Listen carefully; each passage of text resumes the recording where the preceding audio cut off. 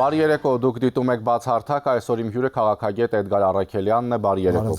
Եվ այսպես օրեր առաջ հրապարակվեց հայտարարություն, մեջբերեմ, մենք ներքոստորագրյալներս մտահոգված լինելով հայաստանյաց առաքելական Սուրբ եկեղեցու փաստացի պետի եւ նրա ձևավորած մերձավոր շրջապատի ներկայացուցիչների կողմից ավետարանի սկզբունքներով ապրելու եւ քարոզելու առաքելության ձախողմամբ, հոգեվոր կյանքի խաթարմամբ, բարքերի այլասերմամբ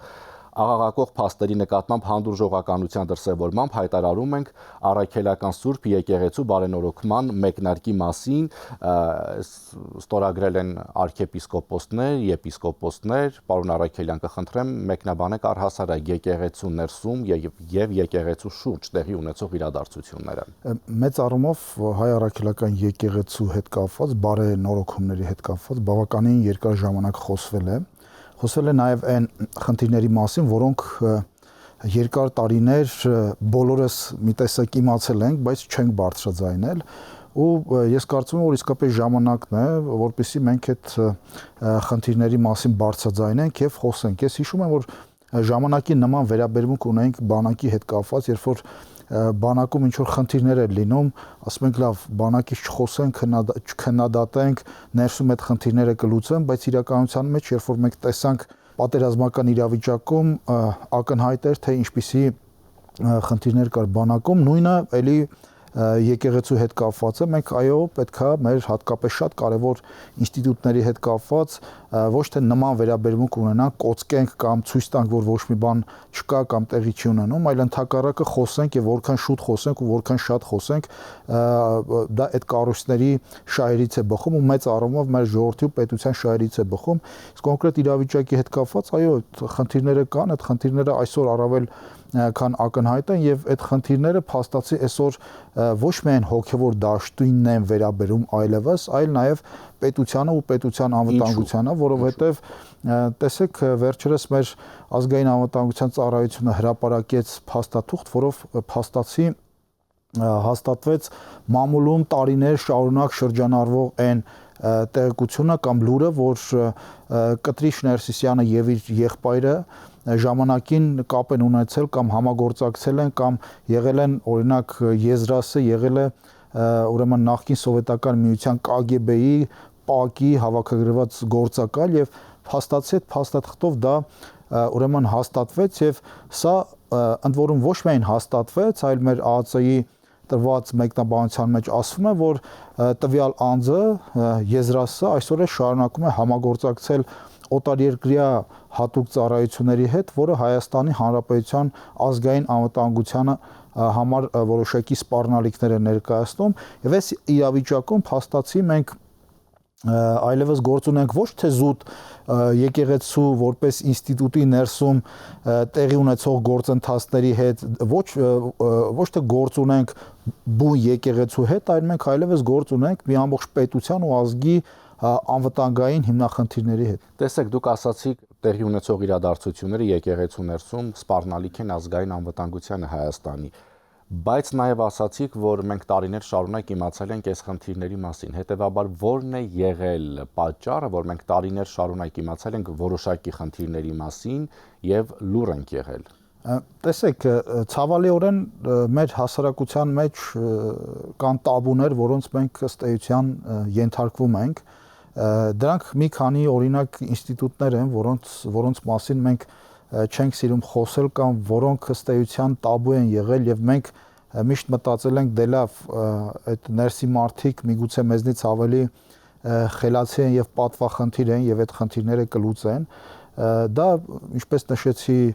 եկեղեցին է, դա մեր բանակն է որպես այդպեսին եղել եւ մեր լռությամբ մենք ավելի վնասել ենք այդ ինստիտուտների, նրանց հեղինակությանը եւ նրանց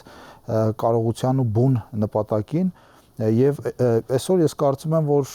այլևս այդ մոտեցումը չպետք է ունենանք եւ այսօր այո պետքա բարձրաձայնենք եւ երբ որ ես նշում եմ, որ մենք իմացել ենք դա մամուլի տարբեր միջոցներ գրել են այդ մասին, հա իմացել ենք, բայց կարծեք թե էլի ասել ենք լավ այդ հարցերը կլուծեն, բայց տեսեք քանի տարի է ուրեմն գահակալում Գարեգին երկրորդը 25-26 տարի ինքը արդեն հայ առաքելական եկեղեցու այսպես կաթողիկոսն է, հա, այսպես եւ այդ 25 տարիները բավարար չէր, որպիսի,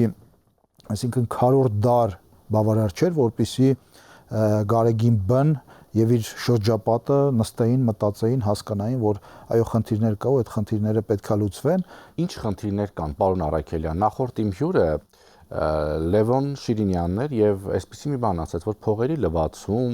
չգիտեմ, պարգևավճարներ, դրամներ, բայց մենք գիտենք առհասարակ ինչ խնդիրներ կան, թե պարզապես այսպես լսում են կողքից եւ ասում։ Տեսեք, խնդիրները, այո, սկսած ֆինանսա-տնտեսականից, սկսած հայ առաքելական սուրբ եկեղեցու հայ եկեղեցու ուրեմն հոգևոր նյութական արժեքների տիրապետումից վերջացրած ուրեմն ամենացածր աստիճան ունեցող հոգևորականի սոցիալական կարգավիճակից եւ բնականաբար բարոյական խնդիրներ կան եկեղեցու ներսում, որոնք պետքա ուրեմն լուծում ստանան, այսինքն խնդիրները մեկը չեն, երկուսը չեն, դրանք համակարգային կոմպլեքս խնդիրներ են, որոնց պետքա հենց այդպես համակարգային լուծում տրվի եւ այդ խնդիրները ոչ միայն չի լուծել, այլ նաև սրել է հենց ներկայիս ուրեմն եկեղեցու այսպես ասենք ֆորմալ ղեկավարը իրենց շրջապատի վարք ու բարքով մենք համացանցում բազմաթիվ նյութեր ենք տեսել եւ ոչ միայն չի քննադատվել, այլ նույնիսկ այդ իրավիճակների, այդ ուրեմն դրվագների մասին նույնիսկ մենք չենք լսել Կտրիչ Ներսիսյանի խոսքը թե ինքը ինչ կարծիք ունի, ընդհակառակը իր լռությամբ կամ երբեմն պաշտպանությամբ մենք հասկացել ենք, որ այս մարդը պաշտպանում է այն վարք ու բարքերը, որոնք կան ուրեմն եկեղեցու ներսում։ Ես մի օրինակ բերեմ իմ հետ կապված, ես որպես նաև հասարակական կազմակերպության ղեկավար, կազմակերպության անունից դիմել էինք դեռևս տարիուկես առաջ, եթե չեմ սխալվում, Մայր Աթոռին, որպեսզի հասկանանք, թե օրինակ սկսած Սարգսակից մինչև Բարսաշյան հոգևորական ինչպես է ձևավորում իրենց աշխատավարձը, ինչպիսի սոցիալական կարգավիճակ ունեն նրանք, ինչպիսի խնդիրներ ունեն նրանք եւ այսպես շարունակ, քանի որ տեսեք որոշ Բարսաշյան այդ ցոփ ու շվայտ կյանքով ապրող հոգևորականների կողքին մենք ունենք նաեւ միջին ու ցածր օղակի հոգևորականներ, որոնք ուղիղ շփվում են հասարակության հետ, հոտի հետ եւ իրենք ունեն այսօր շատերը ունեն ցավոք սրտի հանապազորյա հացի կարիք եւ դա ես ասում եմ ուրեմն բարի բուն իմաստով եւ ինձ դեպք եմ պատմել, որ օրինակ հոգևորականներից մեկը ով բազմազավակ ընտանիքի հայր է, չկարողանալով իր հանապազորյա հացի հարցը լուծել, գնացել է եւ, չգիտեմ, իր հոգեվոր ծառայությունից հետո երեկոյան տաքսի է վարել, որպեսզի կարողանա իր ընտանիքը պահել։ Այսինքն մենք ունենք նաեւ տաքսի վարող հոգեվորականներ։ Տաքսի վարելը ամենևին վատ բան չի, բայց որովհետեւ մենք դրան զուգահեռ ունենք դե ես հենց դրա մասին եմ ասում, այսինքն եկեղեցու ներսում կա նաև սոցիալական խնդիր, սոցիալական արդարության խնդիր։ Մենք տեսնում ենք Կտրիչ Ներսիսյանի ուրեմն մրամրից սարքած աշխատասենյակները եւ ճոխ կյանքը, հա, եկեղեցու ներսում եւ մյուս կողմից տեսնում ենք ուրեմն հանապազորյա հացի կարոտ հոգեվորականը եւ ցավոք սրտի այսօր մեր շարքային հոգեվորականին դարձրել են փող մուրացող մի ինչ որ հոգեվոր ծառայություն մատուցող մարդու եւ սա փաստացի նաեւ բացասական ուրեմն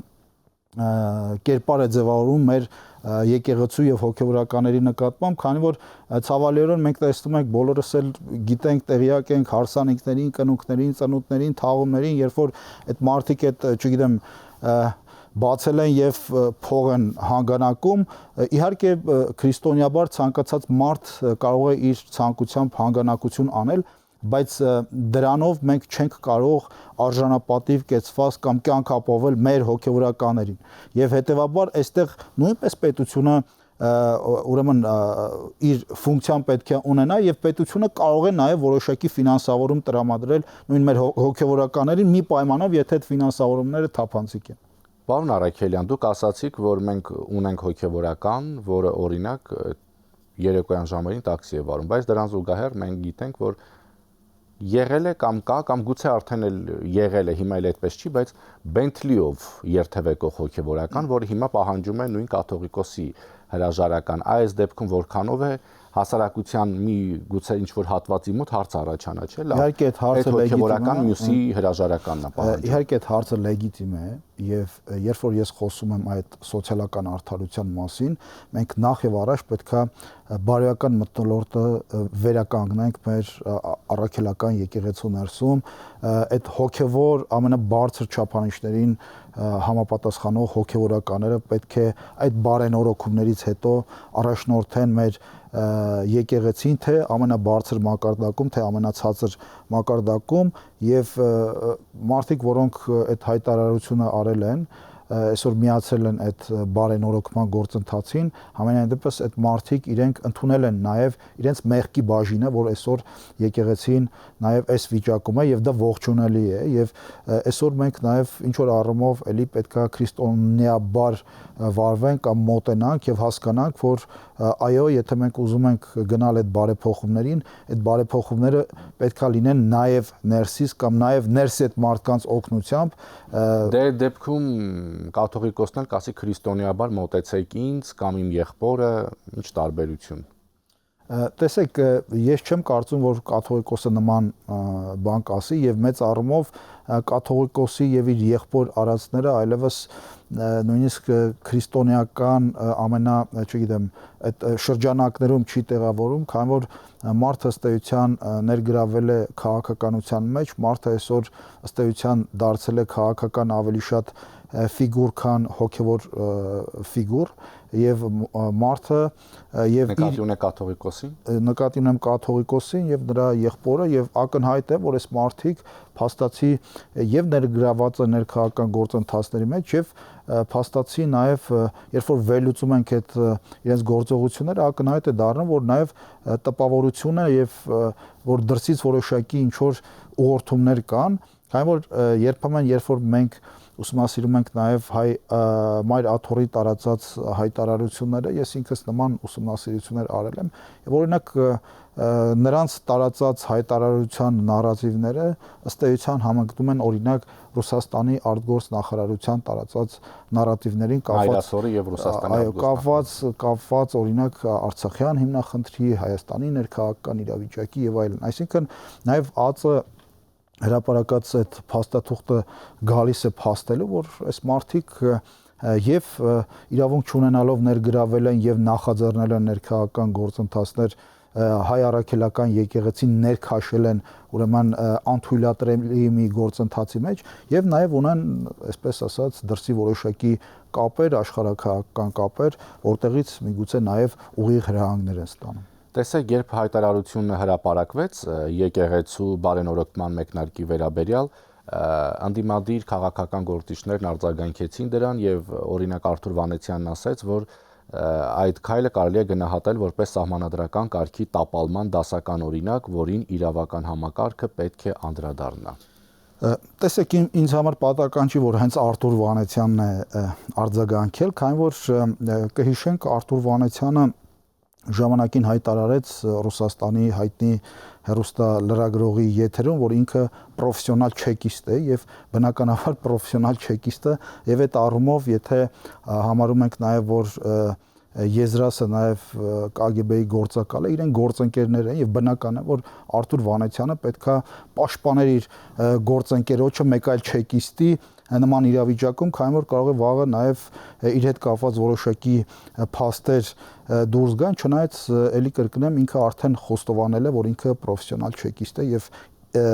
Եզրասին պաշտպանելը այդ առումով բնական էր։ Ամենաշատ քննարկված թեմաներից մեկը եկեղեցուց բացի վերջին օրերին նաև պարգևավճարների թեման է, պարոն Արաքելյան, որովհետև նույն համացանցում շատ բուրըն կերպով քննադատվեց կամ քննարկվեց, տարբեր նայած թե ով ինչպես անդրադարձավ, արձագանքեց պարգևավճարների թեմային, որ մենք ունենք սոցիալական խնդիրներ, բայց այդպիսի պարգևավճարներ են ստանում։ Տեսեք, ես կարծում եմ, որ հատկապես վերջին տարիներին Հայաստանի կառավարությունը սոցիալական խնդիրներին բազմապատիկներով ավել ուրեմն գումարներ է տրամադրել եւ վերջին նման ամենախոշոր թերևս նախաձեռնությունը նախագիծը, որը ես կարծում եմ, որ Հայաստանի վերջին տարիների պատմության թերևս ամենախոշոր սոցիալական ուրեմն ծրագիրն էր, առողջապահական ծրագիրն էր, դա այդ համընդհանուր ապահովագրման համակարգն էր, որտեղ հարյուրավոր միլիարդ դրամների ուրեմն պետությունը աջակցություն է ցուցաբերում մեր քաղաքացիներին, ըստ էության շատ կարևոր հիվանդությունները ըստ էության դառնում են Հայաստանի համար հանրապետությունում փաստացի դրանց բուժումը փաստացի անվճար, բայց միևնույն ժամանակ պետք է նշենք նաև, որ տեսեք, իհարկե այդ խնդիրը շատ է դրա մասին շատ է խոսում ու ես կարծում եմ, որ դրա հետ կապված միգուցե այլ լուծումներ տրվեն, փաստը, որ պետական համակարգում աշխատավարձերը շատ ցածր են, դա ակնհայտ է, փաստ է, որ եթե պետական համակարգում աշխատավարձերը չբարձրացվեն, ապա նորմալ մասնագետները եւ նորմալ ուրեմն ոլորտից հասկացողները չեն գա պետական ոլորտ եւ պետական ոլորտը անմրցունակ է լինելու ուրեմն համատության մեջ մասնավոր ոլորտի եւ ակնհայտ է, որ ինչ որ ձևով պետք է աշխատավարձերը բարձրացվեն։ Ի սկզբանե իմ պատկերացմամբ կառավարությունը այդ ապարքեվավճարները տվել է դիտարկելով որպես ավելի շուտ աշխատավարձի բարձրացում, քան ապարքեվավճար։ Նույնը վերաբերում է այդ դեպքում առաջարկում են ինչի թանգարանների աշխատողները, որը 80,000 դրամ աշխատավարձ են ստանում, իրենց ապարքեվավճարներից չեն տալիս։ Տեսեք, վերջին տարիներին բոլոր ոլորտների կրթության, գիտության, մշակույթի բոլոր ոլորտների աշխատավարձերը բարձրացել։ Երբ որ մենք տեսնում ենք զուտ ֆիզիկական առումով այդ բարձրացումները համեմատենք թանգարանների, եթե դա բաշխենք օրինակ այդ տված ապարքեվավճարը թանգարանների կամ դպրոցի ուսուցիչների կամ այլնի աշխատավարձերի բարձրացմանը, ապա այդտեղ շատ փոքր չնչին բարձրացումներ են տեղի ունենալու, եթե փորձեն բարձրացնել իրենց աշխատավարձերը, ապա դրանք շատ ավելի մեծ գումարներ պետքա տրամադրվեն եւ այստեղ ես չեմ կարծում, որ տեղին է համեմատել, բայց խնդիրը պետքա լուծվել, որպեսզի այս ապարքեվավճարների այս շահարկումները դուրս գան եւ միգուցե դիտարկել աշխատավարձերի բարձրացման համատեքստում, քանի որ մյուս կողմից երբ որ դու արդեն բարձրացնում ես աշխատավարձը, այնտեղ ծագում են էլի, չգիտեմ, հարկային ուրեմն խնդիրներ, այսինքն այդ բարձրացած աշխատավարձից էլի պետքա հարկեր գանձվեն, շատ ավելի պետքա բարձրացնես, որպեսզի ինչ որ մի մակարդակի բերես եւ այլն, այսինքն այնտեղ խնդիրներ կան, դրա համար կառավարությունը գնացել է այս ճանապարհով, զուտ ապարքեվավճարներ տալու ճանապարհով, բայց ես կարծում եմ, որ այս թեման շատ է շահարկվել եւ պետքա ուրեմն հանգուցալուծում ունենա։ Եվ այսպիսի մի հարց էլ, քանի որ տարին ընտրական է, պարոն Առաքելյան, իր ամանորյա ուղերձում Հայաստանի երկրորդ նախագահ Ռոբերտ Քոչարյանն ասաց, որ 2025 թվականը մեր պետության համար հերթական ծանր տարի էր, 2026-ին միահամուռ ուժերով հնարավոր կլինի ի վերջո պարտությունների, ձախողումների եւ շարունակական նվաստացումների անիվը կանգնեցնել։ Ես չգիտեմ Ռոբերտ Քոչարյանի պետությունը որն է, եթե ծանր տարի է եղել, ապա ես կարող եմ ասել, որ մեր պատմության վերջին ժամանակների, եթե նա Հայաստանը նկատի ունի, վերջին ուրեմն ժամանակների թերևս ամենահաջող տարիներից մեկն է ապրել Հայաստանի Հանրապետությունը եւ հետեւաբար ես ենթադրում եմ, որ ինքը ծանր նկատի ուներ այլ պետություն համենայն դեպս, քանի որ մենք կարող ենք փաստել, որ թե անվտանգային առումով, թե արտաքին քաղաքական առումով, թե տնտեսական առումով, թե սոցիալական առումով, այսինքն բոլոր ոլորտներում Հայաստանի Հանրապետությունը գրանցել է հաջողություններ, ավելին 2025 թվականը եղել է ուրեմն թերևս մեր պատմության միակ տարին, որտեղ մենք ապրել ենք խաղաղ պայմաններում եւ հետեւաբար ես կասկածներ ունեմ, որ Ռոբերտ Քոչարյանը դա մեր պետություն ասելով նկատի ուներ Հայաստանի Հանրապետությունը եւ այստեղ մենք պետք է իրանից հարցնենք, թե օրինակ իր պետությունը որն է եւ այդ որ պետությունն է, որ 25 թվականին խնդիրներ է ունեցել, չգիտեմ, անվտանգային եւ այլն եւ այլն։ Շնորհակալություն։ Ես իմ շնորհակալ։ Հիշեցնեմ իմ հյուրը քաղաքագետ Էդգար Առաքելյանն էր, շնորհակալություն ուշադրության համար, հաջողություն։